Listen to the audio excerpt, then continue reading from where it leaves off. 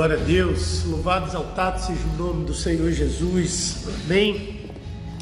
Jesus, o nosso amado, o amado de nossa alma, aquele que nos ama, que morreu na cruz por cada um de nós, aquele que entregou-se por amor a cada um de nós. Ele é o nosso maior amado, Ele é o nosso amado, Ele é o nosso Senhor, Ele é o nosso Salvador. Ele é o Deus da nossa vida. Nós te amamos, Jesus, nós te amamos, Jesus. Shalom, a graça e a paz do Senhor, você que está aí acompanhando essa sequência de lives que Deus tem colocado no meu coração, para estabelecer e restabelecer a nossa comunhão mais profunda com Deus, restabelecer, voltar ao primeiro amor. O que isso na prática, o que isso de fato significa, o que é voltar ao primeiro amor, quais são as chaves do relacionamento mais profundo com Deus. Esse entendimento Deus tem me dado assim, diariamente, a importância da gente estar se aprofundando nessas chaves do relacionamento com o Senhor, que são através das disciplinas espirituais que têm sido ministradas por mim aqui, por esses dias. Hoje já é quinta-feira, já é a quarta mensagem. Na primeira mensagem nós falamos genericamente sobre cada uma delas. Na segunda mensagem nós falamos da importância delas. Na terceira mensagem nós falamos sobre a chave espiritual, ou a chave da abertura do coração de Deus, como abrimos o coração do Senhor. Então, a porta que é através da oração, a vida de oração. Hoje eu vou falar de uma coisa importantíssima, já a quarta mensagem hoje, eu não vou falar sobre uma coisa que é a questão da meditação na palavra. A meditação não é simples leitura. As pessoas têm o hábito de achar que é simplesmente abrir a Bíblia e ler. Não é só abrir a Bíblia e ler. Claro, às vezes a gente entra numa maratona de leitura, como eu já fiz no passado. No meu primeiro ano de conversão, como eu sempre falo aqui com os irmãos, eu li a Bíblia 3 vezes. Foi uma maratona de leitura. Importante você ter essa maratona, é importante você ter essa maratona. Mas essa maratona ela vai inserir no seu interior a palavra, mas ainda assim não vai trazer a revelação da palavra. Então você vai ter a palavra dentro de você, mas não revelada, que é aquele conhecimento muitas vezes frio, que muitas vezes as pessoas ficam ao longo da vida, E quando você tem o conhecimento frio da palavra, você não entende o espírito da palavra, você não entende a revelação que ela quer trazer para a tua vida, o que isso pode significar de transformação no teu interior. Por isso tem uma passagem que o apóstolo Paulo fala aos Coríntios, que a letra mata e o espírito vivifica. Muitas pessoas conectavam, ainda que estavam especificamente somente na palavra, a letra com a lei, e na verdade não é, porque nós vamos ver aqui no texto, e é até o primeiro texto que eu quero ler, que é um ensinamento do próprio apóstolo Paulo, direcionando um dos seus principais discípulos, que era Timóteo, Então 1 Timóteo capítulo 3, 2 Timóteo capítulo 3, 2 Timóteo capítulo 3, versículo 16 e 17, que diz assim, toda a escritura divinamente inspirada e proveitosa para ensinar, para redarguir, para corrigir e para instruir em justiça, para que o homem de Deus seja perfeito e perfeitamente instruído para toda boa obra. Então observe o que o apóstolo Paulo está falando, e a gente precisa entender inclusive a profundidade disso. Então ele está falando aqui, em primeiro lugar, que toda a escritura, não é parte da escritura, não é alguns versículos da escritura, não é uma pequena porção da escritura, não é somente uma parte do todo da escritura. Ele fala que toda a escritura é divinamente inspirada, então é inspirada por Deus, e ela é proveitosa, ela é boa, você pode tirar proveito dela para ensinar, pode tirar proveito dela para redarguir, pode tirar proveito dela para corrigir e pode tirar proveito dela para instruir em justiça. Então são 4 aspectos fundamentais sobre isso, que é o que eu ensino. Então se você a palavra de Deus, ela é suficiente para que você ensine as pessoas os caminhos e os princípios corretos.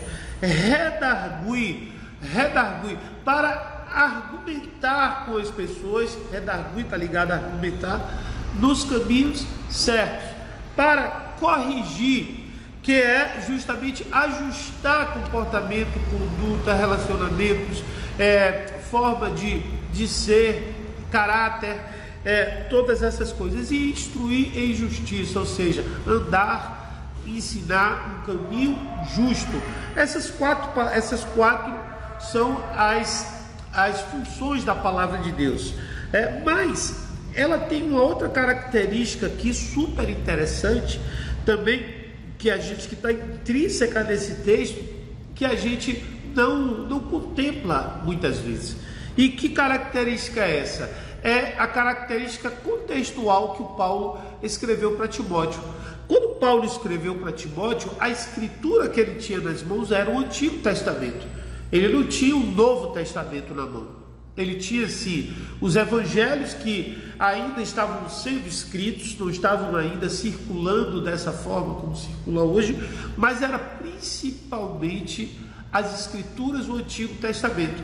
Então, isso vai romper com muita argumentação de pessoas que dizem que só o Novo Testamento tem inspiração divina. Isso vai romper com o questionamento de pessoas que só querem ler o Novo Testamento. Isso vai romper com o questionamento de pessoas que têm dificuldade de entender os processos que Deus estabeleceu no Antigo Testamento, sem compreender que havia um contexto cultural, político, social, naquela época, que determinados acontecimentos estavam conectados com isso, estavam relacionados a isso. Então, amados, Paulo ensinava assim como Jesus ensinava, assim como Pedro ensinava, assim como João ensinava, baseado no Antigo Testamento, não baseado no Novo. E aí é aí que a gente vai entrar agora na importância da meditação. Por que na importância da meditação? Porque talvez o Novo Testamento ele seja bem claro. Você pega uma palavra como essa, você tem uma instrução clara, uma instrução fácil de aprender, uma instrução que é bem lógica dentro da sua linha de raciocínio, da sua linha de compreensão. O apóstolo Paulo ensina de uma maneira muito fácil, o apóstolo Pedro ensina de uma maneira muito fácil, João, os evangelhos são muito claros, mas o Novo Antigo Testamento, a leitura dele é uma leitura um pouco mais complexa, porque você vai entrar em áreas que você não vai compreender. Porém, a importância da meditação está nisso aí, certo? Porque a meditação vai te fazer entrar no Espírito de Deus, mergulhar no Espírito de Deus. E a Bíblia fala que nós precisamos ser imersos no Espírito de Deus. Isso é o batismo com o Espírito Santo. Quando você está inserido, imerso no Espírito de Deus, você pode manifestar dons, sim, mas a principal característica dessa imersão é justamente você ser inserido no coração de Deus. Chave para o entendimento da palavra é a imersão do Espírito Santo. Então você é imerso no Espírito Santo por meio de uma meditação baseada e fundamentada em pouca, claro, você precisa ter um conhecimento completo, mas você tem dentro de uma especificidade da palavra, de um versículo, de uma passagem, isso vai trazer revelações tremendas para você. Olha só, lá em Hebreus, o apóstolo escritor de Hebreus, não vou falar que foi o apóstolo Paulo, essa é uma suposição, porque não há uma revelação de quem escreveu, diz assim, Hebreus capítulo 4, versículo 12, diz que a palavra de Deus ela é viva e eficaz, e é mais penetrante do que espada alguma de 2 gumes, e penetra até a divisão da alma e do espírito, e das juntas e das medulas, e é apta para discernir os pensamentos e as intenções do coração. Então, o meu objetivo aqui não é falar sobre a importância da palavra, porque nós já sabemos da importância da palavra, mas como a palavra na meditação ela pode trazer e nos elevar para um nível de relacionamento mais profundo com Deus, mais espiritual. Olha só, vamos ler esse texto, vamos decifrá-lo de uma forma bem clara, conectando ele com outros textos. Para isso a meditação serve, para que você possa encontrar a conexão dele com outros textos, que você pode encontrar quando você medita na palavra, você medita no texto, você vai ser, pelo Espírito Santo, conduzido a outras partes da Escritura que vão trazer o entendimento mais completo daquela que você não compreendeu. Então aqui em Hebreus, por exemplo, está dizendo que a palavra de Deus ela é viva e ela é eficaz, e que ela é mais penetrante, ou seja, ela vai até mais profundo do que a espada alguma de dois gumes. Isso aqui é uma analogia metafórica que foi feita pelo apóstolo Paulo para poder fazer com que a gente entenda a profundidade da palavra de Deus. Às vezes eu vejo alguns irmãos e pegam uma espada e dizem: aqui é minha espada. Claro, a espada no sentido metafórico de ser uma arma de guerra espiritual, mas não é de forma literal, mas de forma espiritual, de forma metafórica. O apóstolo compara com a espada de dois gumes, porque uma espada de dois gumes é uma espada que tem duas linhas de corte, tanto de um lado quanto de outro. Quando você pega uma faca comum, a faca tem uma linha de corte. Algumas facas têm duas linhas de corte, isso são chamados de dois gumes. Duas linhas de corte, quando penetra, aprofunda muito mais, e o corte ele vai mais a fundo. Então você tem uma afiação maior, mais afiada, e chega até lá no fundo. E aqui é o que a Bíblia fala, só que essa profundidade ela não é carnal. Ele fala que ela penetra até a divisão da alma e do espírito, e das juntas e das medulas. Aqui está trazendo um conceito importante dentro dessa fundamentação que eu estou trazendo, é justamente fazendo a tricotomização do homem. O que é a tricotomia? Cotomia significa cortar, né? Então, quando você vai fazer uma cotomia em alguém, uma dicotomia, duas partes, cortar em duas partes. Tricotomia, cortar em três partes. Então aqui deixa claro a tricotomia do homem quando fala o seguinte, que divisão da alma, uma parte, do espírito, duas partes, das juntas e medulas, terceira parte. As juntas e medulas representam o corpo, a alma representa a mente, as emoções e a vontade, e o espírito representa as três áreas de comunicação com Deus, né? Consciência, comunhão e adoração. Então aqui está as três áreas de comunicação com Deus, até onde a espada penetra. Então a palavra ela te leva até esse profundo. A meditação da palavra vai te habilitar a estar nesse nível espiritual, nesse nível de profundidade espiritual. E é por isso que ela te traz, ou te deixa, te faz apto a discernir os pensamentos e as intenções do coração. É dessa forma, através da meditação da palavra, certo? É que você consegue discernir o que é um pensamento, o que é uma intenção do coração, o que é algo que te leva até a vontade de Deus, o que é algo que te distancia da vontade de Deus, o que é algo que é seu, do homem, como as pessoas falam, e o que é do Espírito Santo, efetivamente. O apóstolo Paulo fala em Romanos capítulo 8, uma coisa que é importantíssima. Então, Romanos capítulo 8, versículo 16, diz assim: o mesmo Espírito testifica com o nosso espírito. Olha só, o mesmo Espírito, Espírito Santo é maiúsculo, testifica com o nosso espírito. O que? A nossa condição de filho de Deus. A nossa condição de filho de Deus, ela é testificada pelo Espírito Santo. O mesmo Espírito. O Espírito Santo é quem nos revela, que somos filhos de Deus.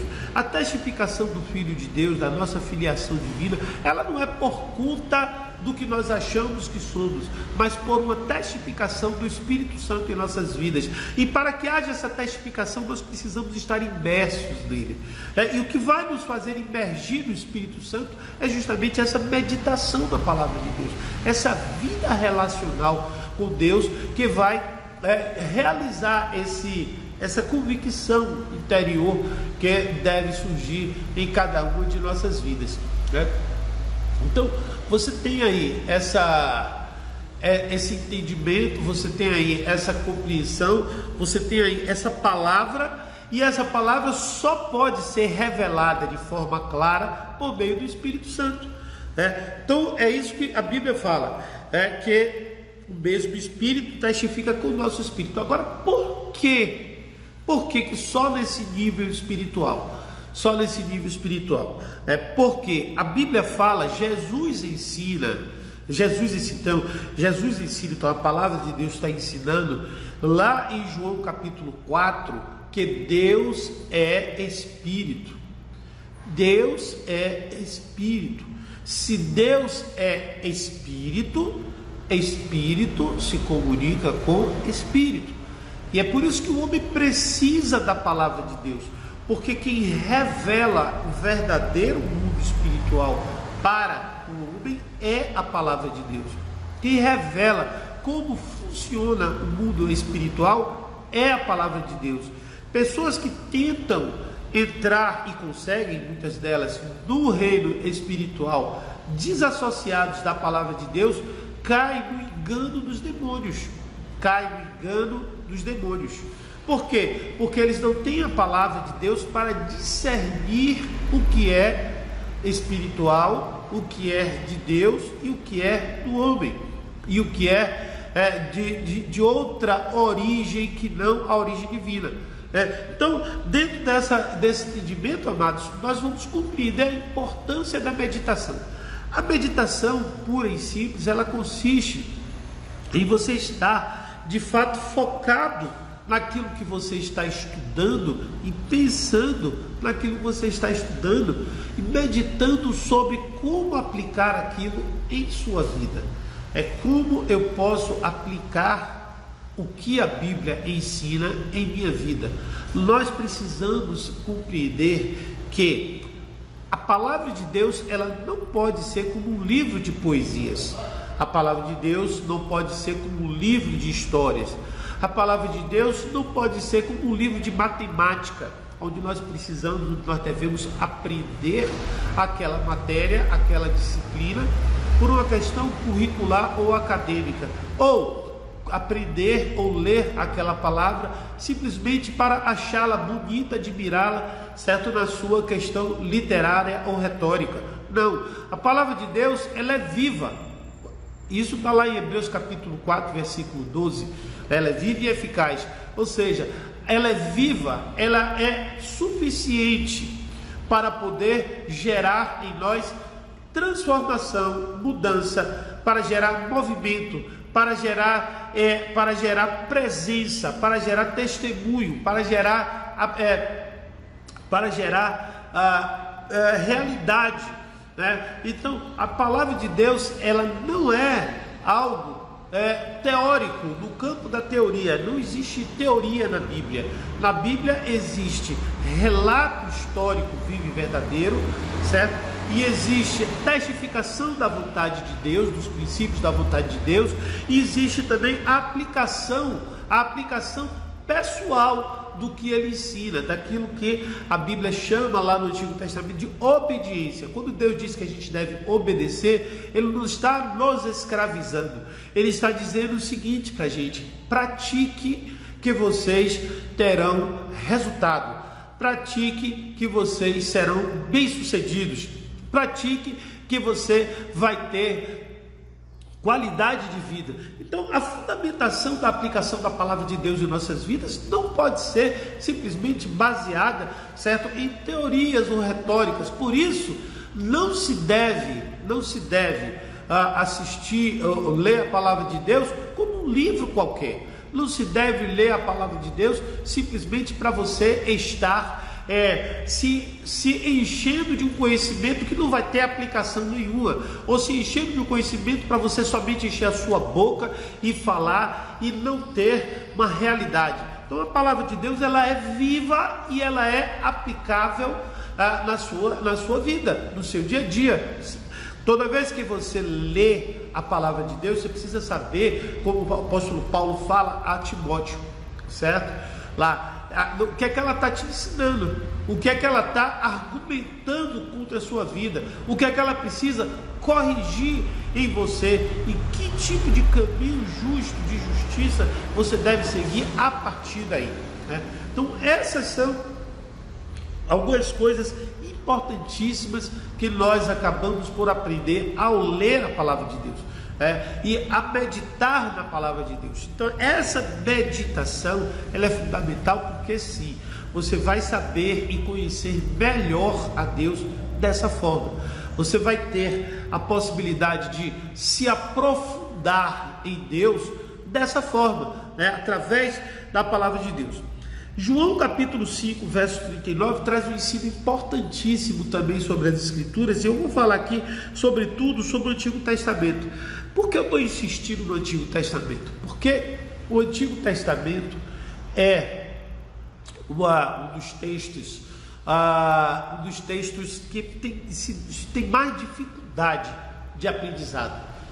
O Antigo Testamento, as pessoas não compreendem, por exemplo, os derramamentos de sangue, não compreendem, por exemplo, as ordens que Deus dá para tomar determinados lugares, matando toda a população, não compreendem uma série de situações que estão propostas ali dentro daquele processo, que faz com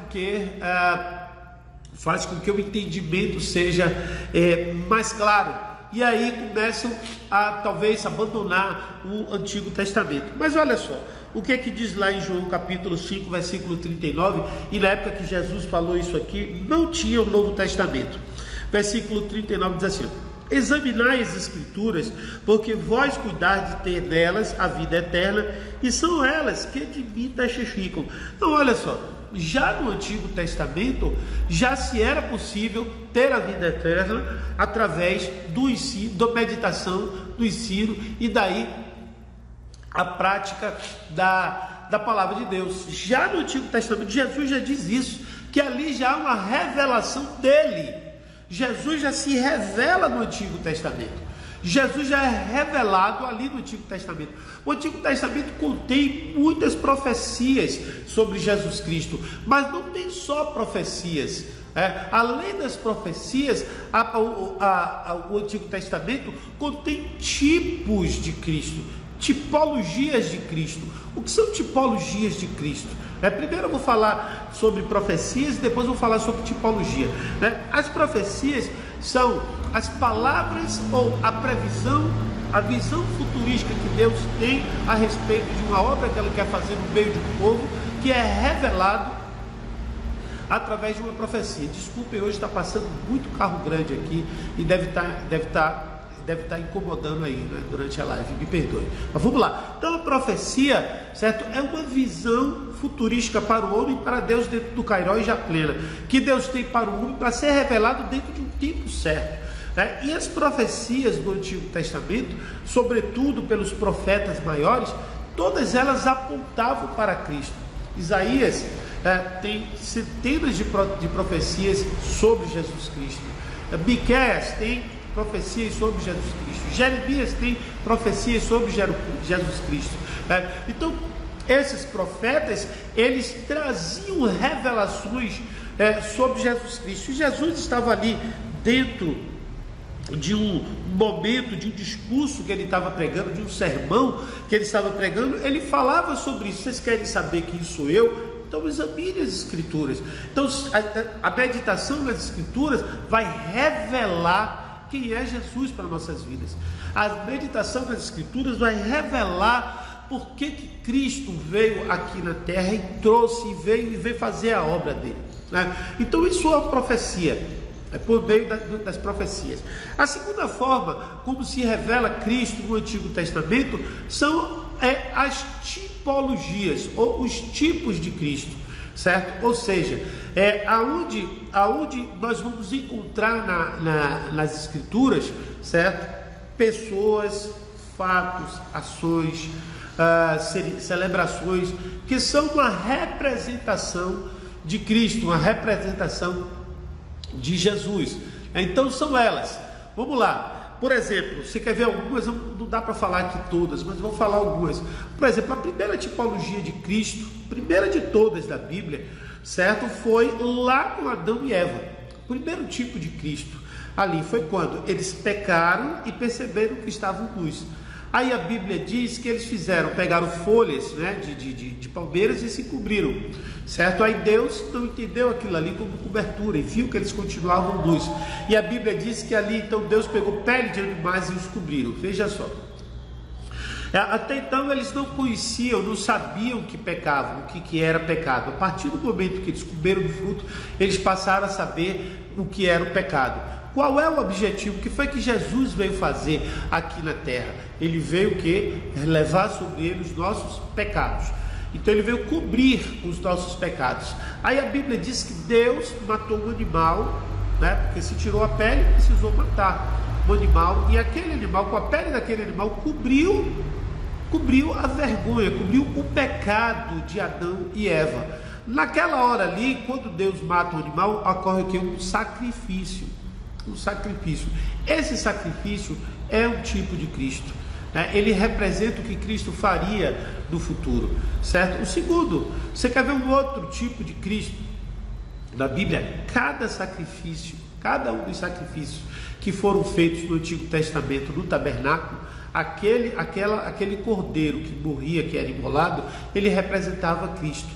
Há uma passagem onde Levítico ensina que o sangue aspergido pelo cordeiro que era feito, oferecido em oferta, era lançado sobre um bode, e esse bode lançado no deserto. Naquele sangue continha o pecado da pessoa que levou lá um cordeiro de sacrifício. Isso é um tipo de Cristo, né? Outro tipo de Cristo é Isaac, quando ia ser sacrificado lá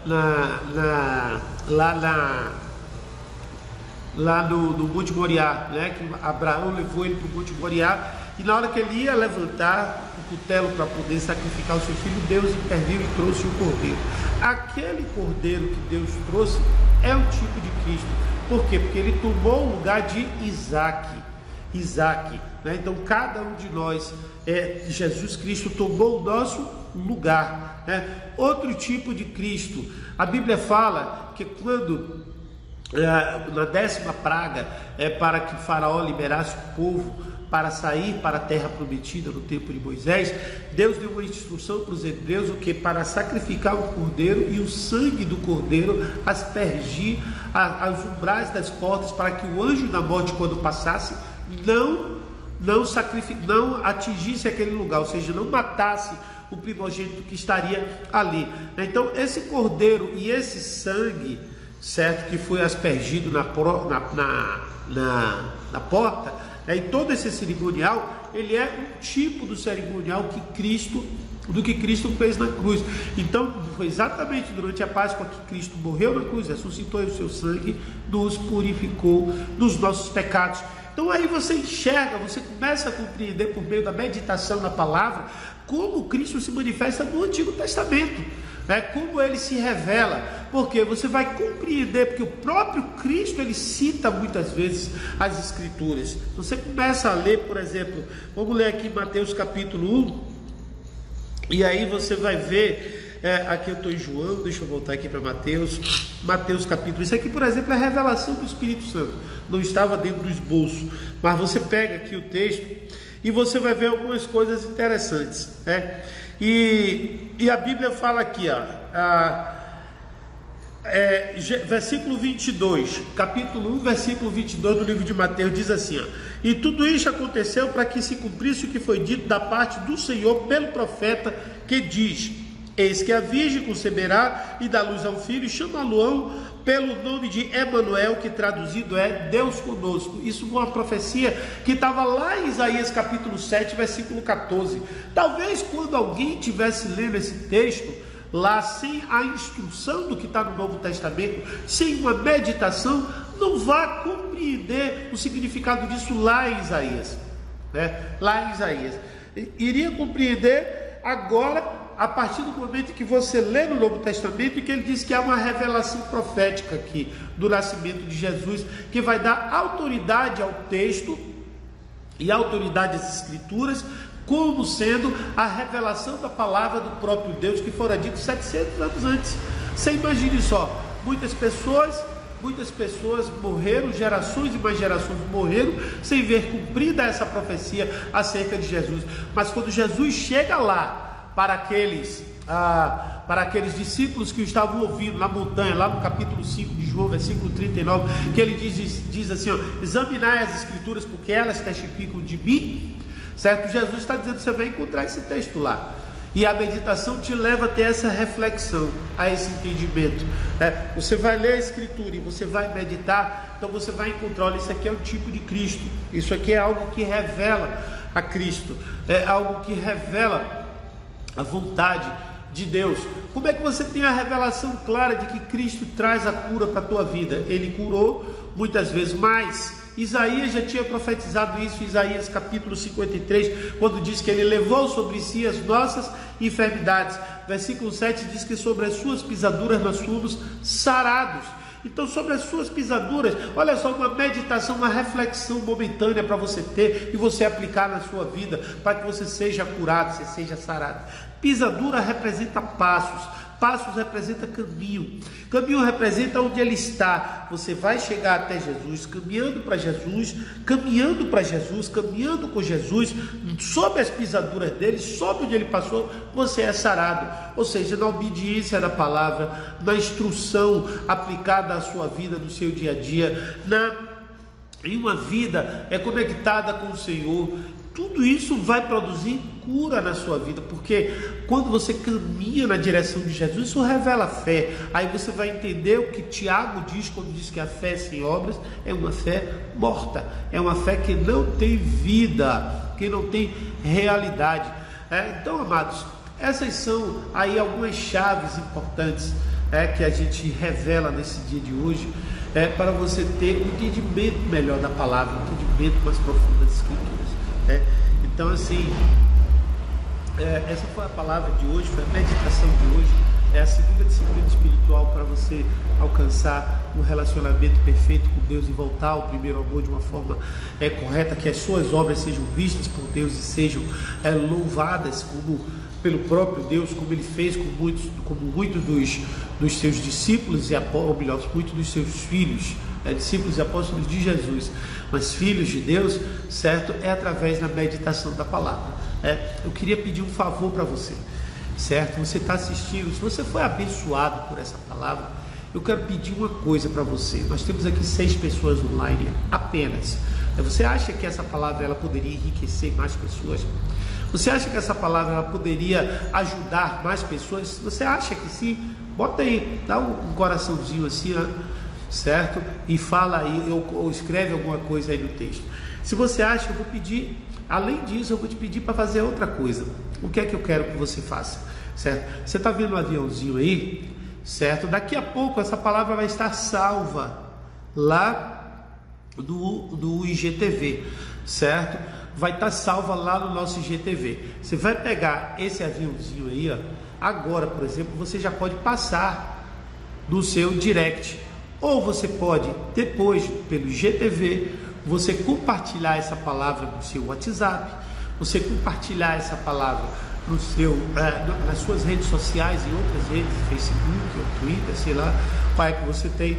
Você pode compartilhar o link dessa palavra também pelo próprio Instagram, no direct aí do Instagram com outras pessoas. E você pode fazer uma coisa melhor ainda. Amanhã eu vou estar de novo às 8 da manhã, ao vivo, onde a gente vai trazer a terceira chave espiritual, a terceira chave da disciplina espiritual para você restaurar o seu primeiro amor com o Senhor, que é o jejum.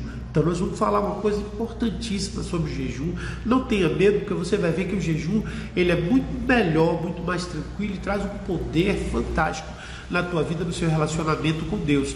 Então eu quero desafiar você a convidar algumas pessoas. Vou fazer o seguinte, eu vou te dar um número, convide 5 pessoas para estar conosco amanhã, pela manhã. Você quer falar comigo? Você pode me chamar no direct. Eu vejo aqui meu sobrinho Cristiano Guedes está aqui, Rafa está aí, Ró Lima. Você pode, olha, se você quiser, eu vou deixar aqui, você pode me contactar. Diego está aqui também, Nelma Monique, Débora, cadê você? Ainda está por aí, Débora? Irmã Nira, Souza já está conosco toda semana, Cleide, todos os dias vocês estão aqui. Então faz esse favor para mim, compartilha com outras pessoas, convide para amanhã estar às 8 da manhã aqui comigo e a gente falar sobre essa palavra, tá certo? Eu vou trazer, vão ser 40 dias aí, todos os dias teremos palavras desse nível acima, Muita gente chegando. Hoje Júlio também chegou aí agora, então serão essa vai ser sempre nesse nível acima. Tem dia que Deus inspira mais ainda e a palavra é maravilhosa. Então você faz esse favorzinho para mim, vamos lotar essa live aqui, vamos primeiro desafio, vamos ver se a gente coloca amanhã 20 pessoas aqui nessa live, certo? Olha, se amanhã tiver 20 pessoas aqui nessa live, eu vou sortear no final da live, tá certo? Eu vou sortear no final da live o e-book que eu escrevi, certo? Não sei se vocês sabem, eu também sou escritor, certo? Eu escrevi um e-book chamado Curiosidades da Bíblia, onde eu trago ali naquele e-book 144 fatos curiosos da Bíblia, onde eu trago naquele e-book, eu trago no e-book 78 formas como Deus é chamado na Bíblia, e ainda trago nesse e-book como ele é chamado, explicando cada uma delas. Trago o nome de Deus em 20 idiomas diferentes, e trago tudo isso.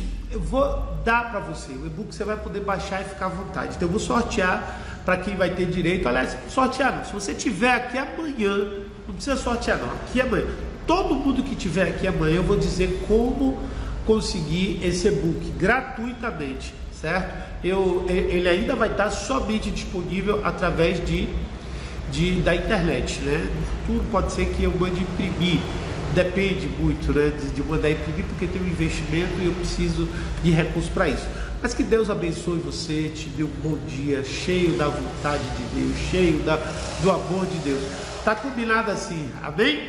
Deus abençoe, e vamos aqui louvar o Senhor e orar, pedir a Deus que nos dê essa luz, né, para que nós possamos fazer a vontade de Deus. O Senhor que é o nosso amado, Jesus que é o nosso amado.